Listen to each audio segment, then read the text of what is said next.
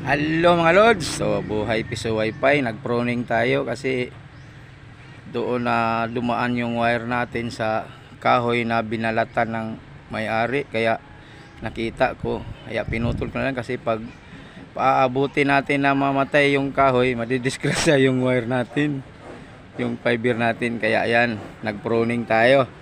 Kaya walang taga-video, ayan, natapos natin, maghahakot na lang ako ng kung saan ko tapunan. Yan, tapos na. Yan ang pinutulan ko sa taas. Yan o. May natira pa sa taas, pero ayun, mamatay, mahulog lang yun.